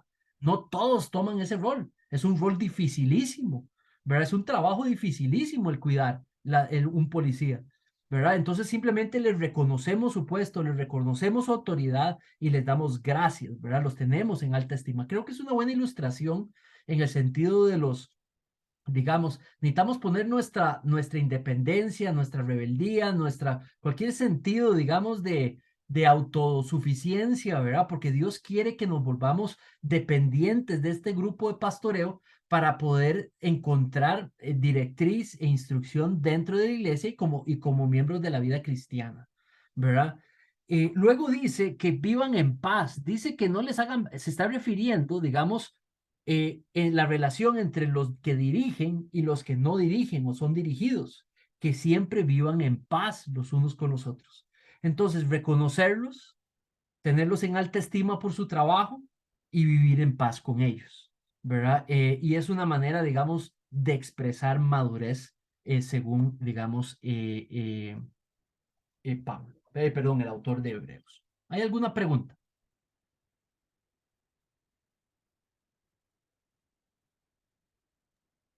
Entonces, esto que acabo de enseñar no lo dice en cuanto a los diáconos, solamente los ancianos tienen esa especificación y ya eso los difiere, digamos, de los diáconos, ¿verdad? En cuanto a la autoridad que tienen, ¿verdad? Los diáconos ejercen bajo la directriz de los ancianos. Los ancianos son los únicos que tienen esas responsabilidades primarias. Entonces, algunos asuntos los van a hablar solo entre los ancianos. Puede que involucren a los diáconos para que los asistan. Ahora vamos a ver su rol, pero digamos, eso es un consejo independiente, ¿verdad? Pero también yo he aprendido que hay muchas áreas que quieres involucrar a los diáconos porque entre más consejo haya, ¿verdad? Mejor se pueden tomar las decisiones. Los diáconos representan porque conocen a mucha gente, ¿verdad? Que tal vez el anciano no tiene una relación directa. Entonces, usted cuando va a tomar decisiones, quiere incorporar a aquellos que más mezclados están dentro de la congregación y tienen un tacto y un contacto con la congregación y lo que piensan a la hora de tomar una decisión, ¿verdad? Entonces, en el consejo, por eso le llamamos consejo de ancianos y diáconos, aunque algunas cosas se pueden manejar solo entre los ancianos, pero algunas sí creo que se deben mezclar, digamos, el grupo completo. Adelante, Ricardo. Sí, Manrique, no, que me llama mucho la atención que mencionas el tema de la autoridad, porque, bueno, porque está muy claro que lo dice en la palabra, pero normalmente se evita decirlo. Y se evita decirlo no solo en prédicas, en enseñanzas, es un tema, digamos, en el que se maneja tal vez con otros sinónimos, pues que velan por nuestras almas, bueno, que también lo dice así la palabra, pero bueno, pero realmente, claramente hay un tema de autoridad. Entonces, bueno, me llama mucho la atención que lo menciones, pero yo creo que sí es importante porque claramente yo sé que tiene que haber sujeción y esa sujeción es voluntaria y demás y todo esto, pero sí, yo creo que es importante porque eso define la dirección y el norte de la iglesia y muchas veces pues sin autoridad, como decía esa cita que mencionaste, este señor Alexander, no sé si Strauch o qué era, al igual que en todas las esferas de la sociedad, si no hay autoridad, hay caos. Claro, claro, y creo que, ¿verdad? Nosotros normalmente le damos gran reconocimiento a la autoridad o sea, lo normal, que en la sociedad le demos reconocimiento a la autoridad, pues a veces no lo hacemos de igual manera en la iglesia, ¿verdad? Y necesitamos ser consistentes en los dos porque los dos son puestos por Dios, ¿verdad? Entonces, creo que es importante. Sí, y perdón, Manrique, y me refiero no solo por el hecho, digamos, de que exista la autoridad y demás, sino porque yo creo que es importante que si vivimos en comunidad, que alguien se sienta con la libertad de venirle a decir a uno, mira, mi hermano, no me parece correcto la forma en la que actuaste. Claro. No me parece correcto lo que dijiste. O sea, es dependiendo de la sociedad en que vivimos, pero en términos generales, Eso cuesta que ocurra porque se busca la paz tanto que se sacrifica la sinceridad y al sacrificar la sinceridad, no, pues sacrificamos el crecimiento, o sea, no nos marcamos los errores y a veces los pecados. Bueno, Total. y quería mencionarlo por eso, porque me parece. Gloria a Dios. Ahora, también quisiera aclarar que estos no son los únicos pasajes que nos enseñan a los ancianos a cómo pastorear. Digamos, cuando Cristo dijo, yo soy el buen pastor, ¿verdad? También en Hebreos, cuando habla que es el sumo sacerdote, digamos, el pastor superior, eso quiere decir que todos los pastores somos, todos los ancianos, ¿verdad? Somos pastores bajo el modelo de él, ¿verdad? Entonces, los pastores tenemos que ser humildes, tenemos que ser un ejemplo de humildad. Entonces, yo sí puedo entender cómo ustedes o yo hemos pasado por, digamos, experiencias de pastores que son intocables, ¿verdad? Usted no les puede decir nada, ¿verdad? Usted no les puede contradecir nada porque ellos son la absoluta autoridad y usted no tiene que decir nada. No me diga nada, no me opine nada. Y así es como lo hemos visto, ¿verdad? Hombres que se han expresado así o que lo dan a entender así, ¿verdad? Creo que eso no es así. Digamos, creo que un anciano humilde puede dejarse ser criticado. eh, Algunos lo van a hacer de manera irrespetuosa, algunos lo van a hacer de manera respetuosa, ¿verdad? En ambos casos siempre humildad. Y en algunos casos va a tener que llegar y decir, se acabó la conversación. Se acabó la conversación, hasta ahí llegó. Mi hermano, te toca obedecer. O mi hermano, te toca obedecer. ¿Verdad? Porque también hay que poner un límite. Hay algunos que no tienen límite, ¿verdad? Y lo que buscan es la sumisión, digamos, exigen la sumisión de esa autoridad a ellos, ¿verdad? Y ya cuando uno lee eso, yo creo que uno debe de defender el puesto y llegar y decir, mi hermano, mi hermana, con mucho respeto, yo creo que ya no vamos a avanzar. Yo creo, voy a orar, voy a tratar de aprender de lo que me dijiste, déjame pensar, pero yo creo que si esto decido que es así, digamos, necesito que confíes en mi decisión. Por favor, confía en mí. O sea, confiemos en el Señor, ¿verdad? Y esa es una manera que uno a veces tiene que, digamos, dejar entender que también hay firmeza porque uno tiene una responsabilidad, ¿verdad? ¿Verdad? Uno no puede ser llevado por todas las personas donde lo quieren llevar, ¿verdad? O sea, uno tiene esa decisión que tomar, ¿verdad? Por eso el que sea un grupo lo hace bastante bueno, porque entonces ya si la decisión se está tomando no por una persona, pero por un grupo, entonces ya es algo que digamos, se puede discutir menos, porque ya no es una persona, ya es un grupo, pero claro que se puede discutir, claro que se puede, digamos, estar en desacuerdo. Creo que, ojo, la mejor expresión de humildad de un cristiano es someterse no a algo con lo que está de acuerdo, sino es someterse a algo con lo que ¿qué? Con lo que no está de acuerdo, ¿verdad? Cuando Cristo estaba en el tribunal, apenas lo arrestaron y lo llevaron al tribunal, el Sanedrín lo acusó de herejía. Y entonces él dijo una frase y uno de los guardas lo puñeteó y dice que lo puñeteó, ¿verdad? En la mejilla. ¿Verdad? Ese guarda era autoridad sobre Jesús, pero en el marco grande Jesús es autoridad sobre ese hombre. Y aún así, lo único que le dijo fue, ¿por qué me pegas? No he dicho mentira, he dicho la verdad. ¿Verdad? No lo fulmina, no le quita la autoridad, es el mejor ejemplo de sumisión.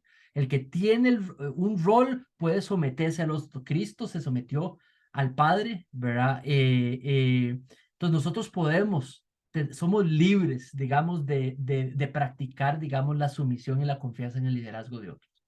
Ok, Carlitos, poquito, porque necesito pasar al otro tema. Sí, sí, entiendo. Rápidamente, yo creo que son tres cositas que observo. Primero, que luchamos contra la cultura del mundo, que dice que somos independientes y no hay que ser dependientes. Así es. Pero eso es una cosa que no, nosotros como hijos de Dios tenemos que ser dependientes del Señor. Entonces, eso es por uno. Otro es tu relación con el pastor. la relación de la oveja con el pastor. Digamos, entre más usted ora por el pastor, Mm, entre más usted se relaciona con los pastores, en este caso, cierto. o los ancianos, más fácil se te va a hacer someterse a ellos. Porque si no tienes una sana relación con los pastores, entonces es como que son como extraños. Entonces más fácil ser resistentes. Pero entre Excelente. más relación tiene, más fácil vas a ser sumiso. Establecer una relación íntima. Los pastores, digamos, necesitamos presentarnos a ser relacionables, a establecer relaciones íntimas con los demás miembros, ¿verdad? Entonces, cuando hay una diferencia en el marco de una relación cercana, es diferente cuando hay una diferencia en el marco de una relación extraña y distante. Entonces, pero eso es algo que tenemos que practicar en ambas direcciones, ¿verdad? Excelente punto. Vamos a continuar. Entonces ahora vamos a pasar a los diáconos y servidores. Si se recuerdan, en nuestra estructura, yo había dibujado, digamos, los ancianos. Había dibujado los ancianos, ¿verdad? Como la autoridad con los diáconos, como sus asistentes y luego como los servidores o líderes, como un tercer grupo, ¿verdad? Y esto sirviendo a la congregación y liderando la congregación. Entonces vamos a hablar de estos dos grupos ahora. Entonces, veamos este pasaje. Dice, entonces los 12 convocaron a la congregación de los discípulos y dijeron, no es conveniente que nosotros descuidemos la palabra de Dios para servir mesas. Por tanto, conclusión, escojan 7 hermanos de buena reputación, ¿verdad? Llenos del Espíritu Santo, ¿verdad? Y de sabiduría para poder encargarlos a esta tarea. Entonces, ¿qué es lo que pasó? Que las viudas estaban siendo descuidadas y la limpieza de las mesas. Entonces, hubo una tarea que era necesaria. Y entonces, para que los ancianos se pudieran encargar de sus responsabilidades, ¿verdad? Descuidar la palabra, necesitaban que alguien sirviera las mesas y atendiera las viudas. Entonces, se seleccionó a un grupo de hombres con características, con calificaciones, y a esos se les dio la tarea. Y aquí creo que vemos el ejemplo que se utilizó para luego darle una posición de servicio a esos hombres, que es lo que creo que se llamó después diáconos. Entonces, vamos a avanzar. Déjenme explicarles las palabras que se utilizan, digamos, en este sentido. La primera palabra, esta es la primera palabra que se usa, ¿verdad? En griego, koinesos, diáconos. Y a veces se utiliza en el sentido general de ser un servidor, ¿verdad? Entonces vean, por ejemplo, Mateo 20:26. No ha de ser así entre ustedes, sino que el que entre ustedes quiere llegar a ser grande, que sea su servidor. Entonces, ¿está hablando de un puesto? No. Está hablando de la persona que funciona para servir a otros, ¿verdad? Se vuelve siervo de otros. Vean Mateo 2, el 23:11. El que es mayor de ustedes sea su siervo. Entonces, la palabra, la primera manera, el primer modo de la palabra diáconos, ¿verdad? Es esta específicamente. Y se utilizaba como una palabra general de un servidor, ¿verdad? Una persona que se coloca para dar un servicio constante a otro. Luego la palabra, otro modo de la palabra es diaconois, ¿verdad? Que es diferente. Y también se traduce como servidores, pero veamos ahora el matiz que le da. Entonces, 2 Corintios 3:6. Pongan atención a esto. Dice, el cual también nos hizo suficientes como ministros de un nuevo pacto. Entonces, quiero que pongan atención, porfa, a la palabra ministros. Ministros, digamos, es traducido en algunas versiones como servidores. Y la palabra es diaconois, ¿verdad? Diácono, o sea, ahí mi versión la traduce ministros, pero en otras versiones sale servidores. Entonces dice que hay hermanos en la congregación que todos los, o sea, que los que son los ancianos son servidores del nuevo pacto, ¿verdad? Dice, el cual también nos hizo suficientes como ministros de un nuevo pacto, ¿verdad? Aquellos que están sirviendo el evangelio, que están proclamando el evangelio, son servidores del nuevo pacto. Entonces, tal vez algunos de ustedes me habían preguntado de dónde sale esa tercer grupo, digamos, de que llamamos servidores. Bueno, en muchos casos los está llamando y no se está refiriendo a los diáconos, aquellos que son servidores en la iglesia, servidores del evangelio, servidores, digamos, de los demás, ¿verdad? Es una palabra que se utiliza y es de diáconos, ¿verdad? Vean 1 Corintios 3, 5 al 4, porque cuando uno dice yo soy de Pablo y otro dice yo soy de Apolo, no son como hombres del mundo. Ahora pongan atención, dice, ¿qué es pues Apolos y qué es Pablo? Servidores, digamos, mediante los cuales ustedes han creído. No está hablando del puesto, está hablando, digamos, de la descripción de cómo es esa persona porque sirven a los demás en el ministerio, en la iglesia. Colosenses 1:7 es mucho más claro. Dice, así ustedes lo aprendieron de Epafras, nuestro amado consiervo. Y dice, quien es un fiel servidor de Cristo. De Epafras no tenemos, digamos, mayor declaración de que si tenía un puesto, no, lo que sabemos que era un servidor de Cristo, ¿verdad? ¿Por qué? Porque él hacía un servicio, él otorgaba un servicio y porque tenía un servicio constante que daba, se le llamaba servidor de Cristo. Entonces aquí es donde nos empezamos a dar cuenta que el término general describe a una persona que está dando un servicio específico al ministerio, al cuerpo, ¿verdad?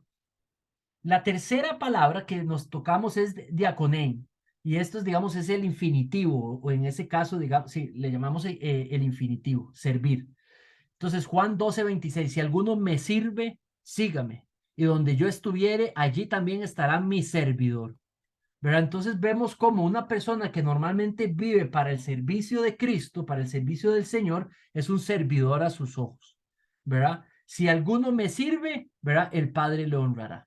Entonces, de nuevo hablamos de personas que tienen una posición de servir en la iglesia, ¿verdad? O en la congregación o en la asamblea, digamos en este caso. Efesios 3:7, por la gracia y el gran poder de Dios se me ha dado el privilegio de servirlo. Entonces, ¿qué es lo que pasa? Que Pablo le está dando reconocimiento, digamos, a la acción que él hace de vivir para el servicio del Señor. Entonces, por más que usted tenga ancianos, por más que usted tenga ancianos, por más que usted tenga diáconos, va a tener una serie de personas que dan un servicio específico a la iglesia. Hay otras personas que no se lo ayudan en cosas de manera informal en la iglesia, que tal vez no son considerados servidores formales, pero hay otros que sí. Y Pablo les da reconocimiento. Por último, tenemos la última versión de la palabra, es diaconus, ¿verdad? Y esta, digamos, estos son los modos gramaticales, digamos, en griego. Cada uno de estos módulos, de estos modos, hacen palabras distintas, ¿verdad? Entonces, en este caso es un genitivo, digamos, en este caso es afirmativo, en este caso, digamos, es infinitivo, ¿verdad? Y en este caso, ya no me acuerdo. Entonces, este específicamente es el que se le llama diáconos de puesto y es el que se utiliza aquí. Cuando dice, digamos, siervo de Cristo Jesús a todos los santos en Cristo Jesús que están en Filipos junto con los obispos y diáconos. Y cuando ya esté diciendo obispos, está hablando de puestos. Entonces ya es un grupo de personas específicas. Vean en Timoteo, los diáconos, y vuelve a utilizar diaconus, ¿verdad? Dice que asimismo deben ser honestos, sin doblez, no damos mucho al vino. Y entonces empezamos a darnos cuenta que aquí hay un uso de la palabra para designar un puesto en la iglesia. Y estos diáconos, estos servidores, no son los que mencionaba anteriormente. Epafras, mi hermano, servidor de Cristo. Vamos a leer esto. Le voy a pedir a Andrés si me puede leer el primer párrafo, porfa.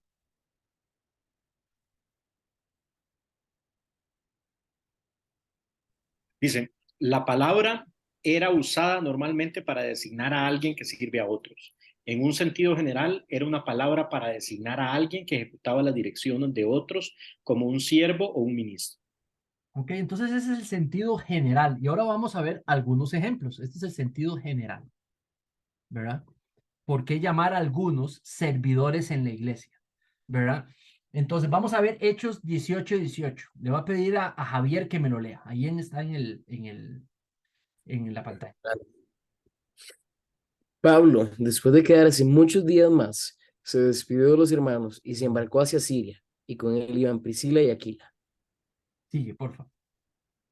Romanos 16:3, saluden a Priscila y Aquila, mis colaboradores en Cristo. Esta palabra colaboradores, ¿verdad? Es servidores. Ahora sigue, Javi, porfis, en Romanos 16:16. Les recomiendo a nuestra hermana Phoebe, diaconisa de la iglesia de Cencrea, para que la reciban en el Señor de una manera digna de los santos y que la ayuden en cualquier asunto en que ella necesite de ustedes, porque ella también ha ayudado a muchos y aún a mí mismo. Entonces, si nos damos cuenta, digamos, aquí el término que utiliza de diaconisa no es el de puesto, es el de servidora. Servidora de Cristo.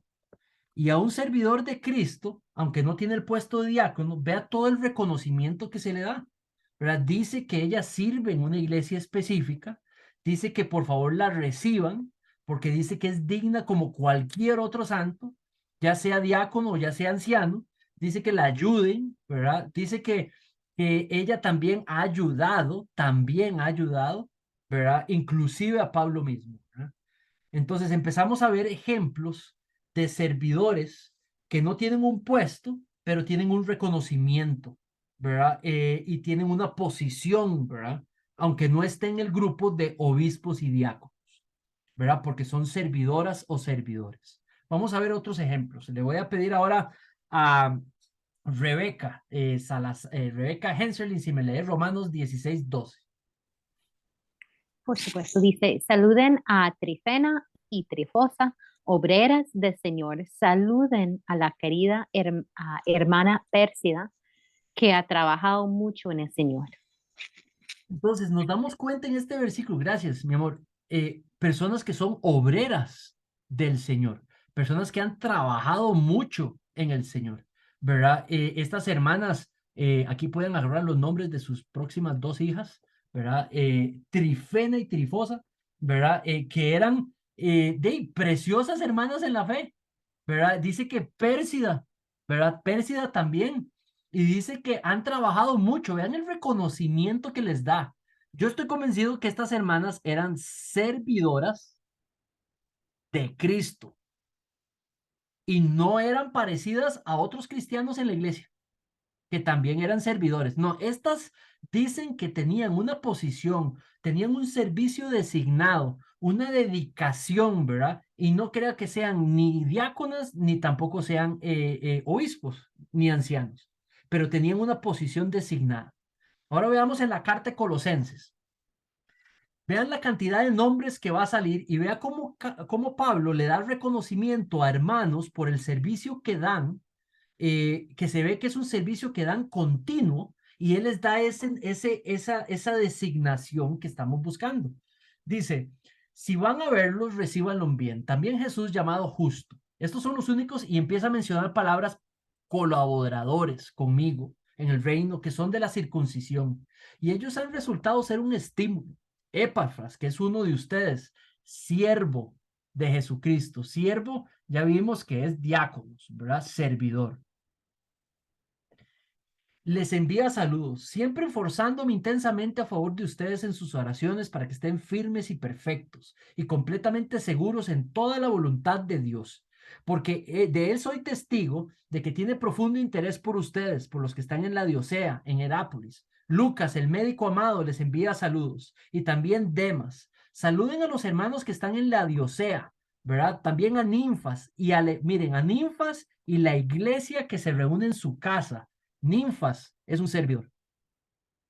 Tiene una función específica y tiene el reconocimiento de Pablo.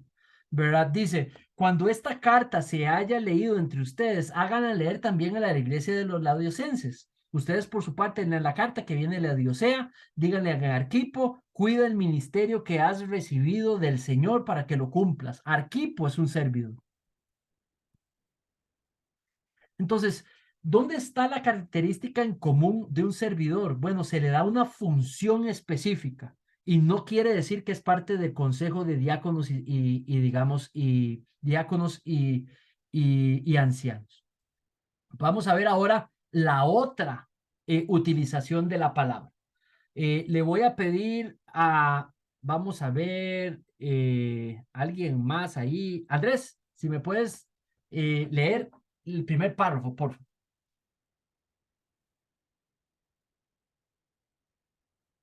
No, entonces ahora el segundo, más bien. Ya, No, ya. no, ya sí.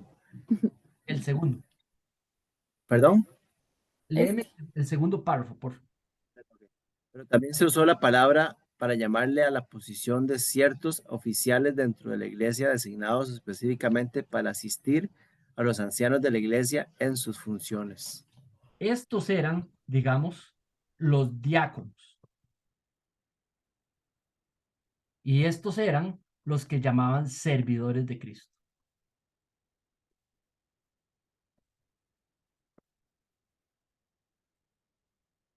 Algunos piensan que todos son diáconos, ¿verdad? No creo, porque cuando se refiere al liderazgo, habla de obispos y diáconos, ¿verdad? Y no necesariamente les da esa autoridad. Cuando manda una carta, cuando manda el dinero, se lo manda a un grupo específico, ¿verdad? Y después saluda a los que llama consiervos, colaboradores, ¿verdad? Servidores, ¿verdad? Entonces, asistían oficialmente a los ancianos de la iglesia, ¿verdad? Vemos en este ejemplo, eran hombres escogidos, ¿verdad? Ahora sí estamos hablando de los diáconos, vamos a hablar de los diáconos, de los que tenían un puesto. Hombres escogidos, hombres aprobados, ¿verdad? Para asistir a los apóstoles, para suplir una necesidad que pueda haber en el cuerpo, ¿verdad? Y eso es lo que hace la gran diferencia. Vamos a leer a Jim Getz, que es otro experto, digamos, en este tema, y le voy a pedir a Paulis. Paulis, ¿estás por ahí? ¿Puedes leerme esa, por favor? Ahí voy. Los diáconos fueron luego comisionados en las iglesias para asistir a los ancianos en llevar a cabo sus responsabilidades de pastoreo, lo que incluía diversas responsabilidades. Los diáconos fueron nombrados posteriormente a los ancianos en todas las iglesias, posiblemente porque al inicio los ancianos podían hacerse cargo de sus funciones de cuidado y enseñanza, pero al crecer las iglesias fue necesario introducir diáconos para asistir a los ancianos en sus actividades. Entonces nos damos cuenta que según Getz, digamos, los diáconos que son, digamos, de puesto, pueden no solamente asistir a los ancianos encargándose de ciertas actividades para que ellos no los tengan que hacer, o sino también pueden asistirlos en lo que ya ellos hacen, como la enseñanza o como el cuidado. Entonces, algunos diáconos son los diáconos, y aquí, Nancy, espero que quede claro, digamos, lo que preguntaste, aquí queda bastante claro la diferencia, ¿verdad? Ellos pueden hacer cosas distintas o pueden asistirlos en las cosas que ya hacen, ¿verdad? No tienen la autoridad que ellos tienen, y eso creo que queda claro ya la diferencia entre diáconos y ancianos. Ahora le voy a pedir a Paula de nuevo si me lees esto de John MacArthur, por favor. Dice, en la iglesia hay pluralidad de hombres de Dios, ancianos que cuidan la obra del Señor en la iglesia. Son asistidos en su trabajo por los diáconos. Los diáconos sirven bajo el liderazgo de los ancianos y los ayudan en la supervisión de asuntos prácticos en la vida de la iglesia. Ellos deben de hacer lo que los ancianos les asignen o cualquier ministerio que sea necesario. Ok. Y entonces ahí nos damos cuenta ya de la figura que hemos hablado, digamos, de ancianos, digamos, y de, digamos, los diáconos. Ellos son asistentes, ¿verdad? Muy bien. Entonces, por ejemplo, cuando hablamos de todo lo que se hace en la iglesia, estamos hablando de alabanza. La iglesia lo que hace es en todas sus funciones rendir un servicio de alabanza al Señor. Pero algunas áreas son la enseñanza, digamos, aquí están los ancianos. Los ancianos, digamos, tienen esa responsabilidad, ¿verdad? Áreas como la enseñanza, como la oración, como la música, las cosas administrativas, ¿verdad? La membresía, ¿verdad? En la enseñanza tenemos la manera de enseñar, tenemos ya sea que sea predicando, ¿verdad? Ya sea en la escuela dominical, ¿verdad? Ya sea en los retiros, ¿verdad? Ya sea en los estudios bíblicos. Entonces los diáconos van a asistir a los ancianos en lograr estas responsabilidades, ¿verdad? Los ancianos les van a designar algunas tareas para que ellos no se desconcentren de la enseñanza y la oración y los demás les ayuden en las distintas cosas que se deben de hacer. Entonces, por ejemplo, en la escuela dominical, si hay sala cuna, los diáconos pueden asistir. También pueden asistir los servidores, ¿verdad? Entonces tienen los diáconos, ¿verdad? Y luego tienes los servidores. Y los servidores también, digamos, podemos ver que asisten en algunas cosas, ¿verdad? Vemos cómo había personas que se encargaban de la casa donde se reunía la iglesia. Y esa persona no era ni un diácono, ni era un servidor que se encargaba de una función específica. Entonces, por eso es que nosotros, digamos, basado en ese ejemplo, es que utilizamos, digamos, la función, digamos, de servidor o líder, ¿verdad? Donde aquí pueden ser hombres y mujeres, porque lo vemos en la Biblia, ¿verdad? Y donde vemos los demás, los vemos siendo solamente hombres. Entonces, tesorería, contabilidad, incorporación de nuevos miembros, bautizos, matrimonios, ¿verdad? Ministerio de mujeres, ¿verdad? Discipulados, ¿verdad? Entonces, toda esa complejidad de trabajos que hay que servir a la congregación se puede hacer con esta estructura que creo que tiene un modelo bíblico, ¿verdad? Entonces, antes de entrar a esto, digamos, dice que tenían que ser calificados. Entonces, igualmente tenían que tener los diáconos, está hablando de los diáconos, ¿verdad? Dice que tenían que ser calificados. De la misma manera, también los diáconos deben de ser dignos de una sola palabra. Eso quiere decir, digamos, que cumplían su palabra, no eran de doble palabra. A usted le digo algo y a otro diferente. No, eran consistentes en el manejo de su palabra. Dice que no dados al vino, eso quiere decir que no andan caminando en la cultura del vino. No aman las ganancias deshonestas, ¿verdad? Eran gente honrada que posiblemente recolectaba los dineros. Dice que guardando el ministerio de la fe, ¿verdad? Con limpia conciencia, conocían las doctrinas, doctrinalmente estaban preparados para poder defender la fe. Dice que sean sometidos a prueba, que sean probados, ¿verdad? Si los diáconos tienen que ser probados, los ancianos más, ¿verdad? Dice que si son irreprensibles, entonces sirvan como diáconos, ¿verdad? De igual manera, las mujeres deben ser dignas, no calumniadoras, sino sobrias y fieles en todo. Yo creo que eso se está refiriendo posiblemente a las esposas, en el caso que estén casados los diáconos. ¿Por qué digo esto? Porque el 12 inmediatamente dice que sean maridos de una sola mujer, ¿verdad? Entonces, en el caso de que no estén, o sea, el versículo, digamos, el versículo 12 atrapa el 11. Están completamente correlacionados, creo yo. Esa es mi interpretación. El 13, pues los que han servido bien como diáconos obtienen para sí una posición honrosa y de gran confianza, ¿verdad? Esta parte de honrosa y confianza lo vemos de nuevo en el pasaje que dice que le tengan gran estima, digamos, a los ancianos, ¿verdad? Entonces los diáconos están en ese grupo, digamos, de gobierno que habla que son los ancianos y los diáconos, donde no mete otras personas que aún así prestan servicio continuo a la iglesia, ¿verdad? Entonces, de nuevo, pasamos a la idea de que tenemos una autoridad superior, ¿verdad? En los ancianos para lo que es el cuido, para lo que es el pastoreo, para lo que es la enseñanza, para lo que es dar visión a la iglesia, para lo que es dar liderazgo a la iglesia, y los diáconos ayudan a los ancianos a hacer esto, ¿verdad? Luego tenemos esos líderes, servidores o servidoras que toman posiciones nombradas con un servicio específico para poder ayudar también a que los ancianos se encarguen de lo que tienen que hacer y los diáconos también, ¿verdad? Eso es, mis hermanos, lo que eh,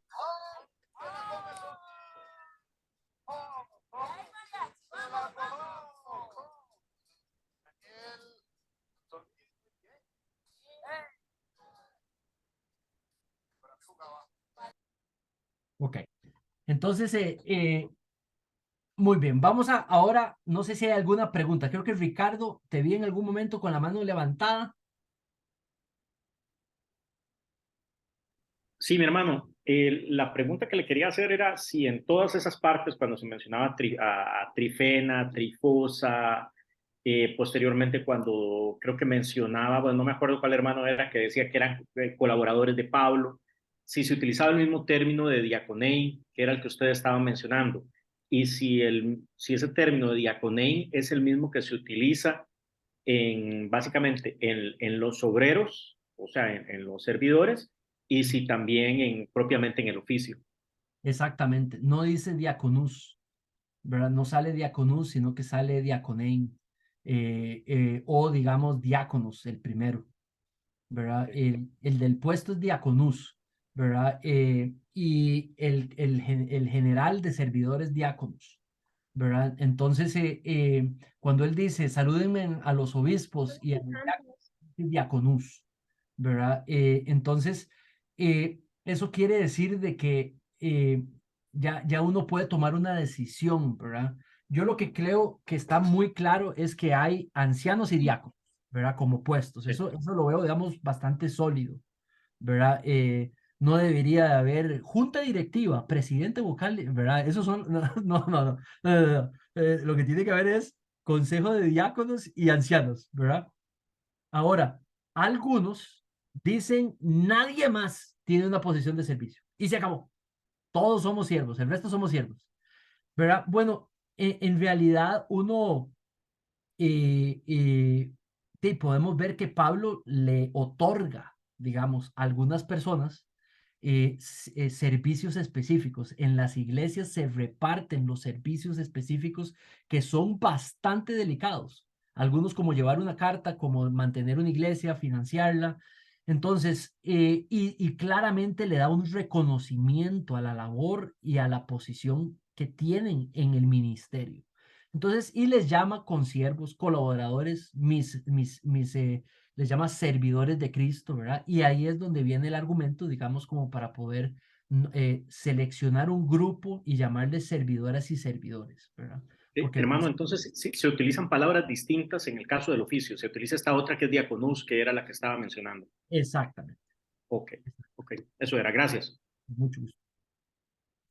Entonces, este es el sistema de gobierno de familia de fe, porque lo vemos ahí, digamos, lo hemos tratado de interpretar en el texto. Hemos visto lo que hacen los ancianos, como los diáconos no hacen la misma función, pero sí los asisten, aunque sea en la misma función. Entonces, en familia de fe, posiblemente tanto Javier, Daniel como Jeffrey nos ayuden a darle seguimiento a algunos miembros de la iglesia, ¿verdad? Como también nos ayuden en la enseñanza, ¿verdad? Aquellos que tienen los dones, digamos, para poder enseñar, ¿verdad? Digamos, pueda que los ancianos sean aptos para enseñar, pero que no tengan el tiempo para poder preparar un sermón continuamente. Entonces usamos un diácono que sí tenga el tiempo, ¿verdad? Y entonces eso es un funcionamiento que se hace conforme a lo que sea más digamos, lo que sea mejor para la iglesia, ¿verdad? Lo que esté al servicio de la iglesia, ¿verdad? Por eso creo yo que vamos a darles, digamos, a estos 6 hombres que vamos a apuntar, digamos, la próxima semana, perdón, este fin de semana, eh, eh, ese espacio para que ellos puedan ir tomando ese puesto, digamos, e ir llevándolo a cabo para la gloria de Dios, ¿verdad? Entonces yo creo que con esto cumplimos el objetivo de estos 3 servicios y es entrenarlos a ustedes como la iglesia, de cómo ver a estos 6 hombres, ¿verdad? De cómo tratarlos, de saber cuáles son sus funciones, pero también cuáles son sus responsabilidades, cuáles son sus roles también, ¿verdad? Como también algunos de ustedes se están entrenando ya conmigo para ser potenciales futuros diáconos de la iglesia, ¿verdad? Como también que sé que es posible que invite a algunos de ustedes pronto, ¿verdad? Para que se metan en este grupo para empezar a prepararlos y Dios primero puedan entrar si Dios lo permite y si es su voluntad en un diaconado, tal vez antes de que yo me retire, digamos, o inclusive un poco después, ¿verdad? Entonces, para eso estamos preparando la congregación, para que tenga un grupo selecto, precioso, digamos, de hombres y mujeres servidores y servidoras de Cristo. ¿Alguna pregunta?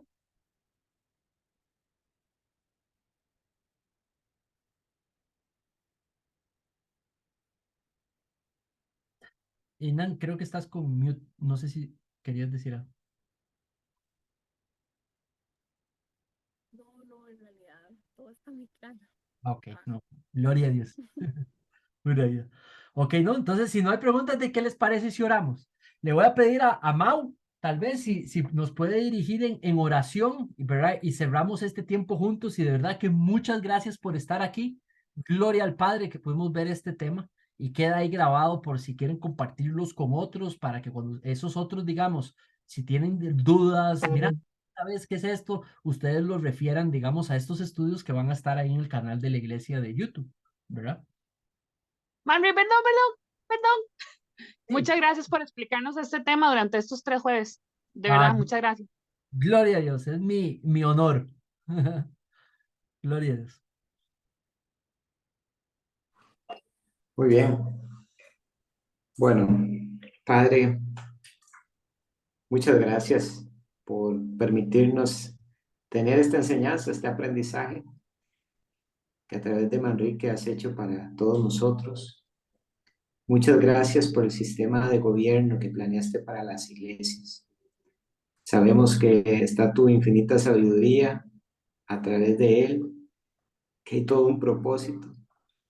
Y te rogamos que podamos implementarlo de la forma correcta, Señor, en nuestra iglesia.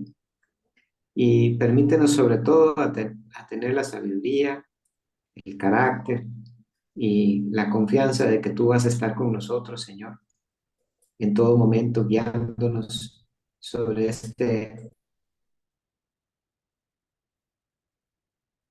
sistema que has planteado, que has propuesto. Ayúdanos para la gloria de tu nombre. Gracias por este espacio en que hemos podido también aprender tantas cosas. Ayúdanos a asimilarlas en el corazón de la forma correcta. Sigue moldeándonos, Señor, a la imagen de tu amado Hijo Jesucristo en todo lo que hacemos, en todo lo que vivimos. Y permítenos que todo lo que hagamos, Señor, en la iglesia y en nuestra vida, nuestras acciones, pensamientos, trabajos, esfuerzos, se canalicen para que sean para tu gloria y honra, Señor, en todo momento y lugar. Muchas gracias por escucharnos. Ponemos en tus manos nuestras vidas, nuestras familias, la iglesia nuestra y también la iglesia universal, y que todo lo que hagamos, Señor, sea para tu gloria. En el nombre de Jesús. Amén. Amén. Quiero, antes de que se me olvide decirles que estos dos libros principales de famosos, digamos, reconocen la validez, digamos, aunque no la apoyan, pero ven la validez de algunas iglesias que tienen ancianos, diaconisas y diáconos, y luego tienen servidores abajo, ¿verdad? Y eso es una práctica, ¿verdad? Y lo hacen de una manera preciosa, y yo también estoy convencido que eso es una diferente interpretación, pero igual son iglesias que aman al Señor y le sirven bien y lo hacen de gran manera, ¿verdad? Entonces quiero dejar claro que eso es otra posición y puedo estar en paz con ellas y respetarlos muchísimo por lo que hacen, ¿ok? Mi hermano, ¿nos puede pasar los libros, los nombres de los libros por el chat? Solo para conocerlos. Claro que sí. ¿Por el cual chat? ¿Por el de acá? El de acá, O sí. donde guste. Sí, Ya. solo para, o nos dice los nombres nada más para saberlos. ¿A dónde está mi chat aquí? Ya no me quitaron el chat. Ok, se llama Elders and Leaders, digamos, por Gene Getz, ¿verdad? Y creo que ya está en español, ¿verdad? Ya está en español. Elders and Leaders sería ancianos, sí, ancianos y líderes, ¿verdad? Por Gene Getz, ¿verdad? Ese Se lo citó en la charla ahora. Sí. Exactamente, digamos, es uno de los principales. El otro se llama Biblical Eldership. Ah, bueno, están en la presentación. En la presentación yo ahora se las pongo y ahí están los nombres, pero Biblical Eldership y este es Alexander Strauch. Strauch, Rebeca sabe mejor. Y luego él tiene este otro que se llama, digamos, el mismo, pero es de diáconos, ¿verdad? Y este sí, todos están en español. De hecho, creo que se los puedo conseguir. Este se los puedo conseguir gratis, digital, ¿verdad? Y este creo que también.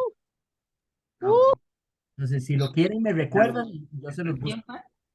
Perfecto, perfecto. Por favor. Genial. Bueno, y me uno al agradecimiento de Paula. Gracias por preparar la presentación y por el detalle y por todo eso.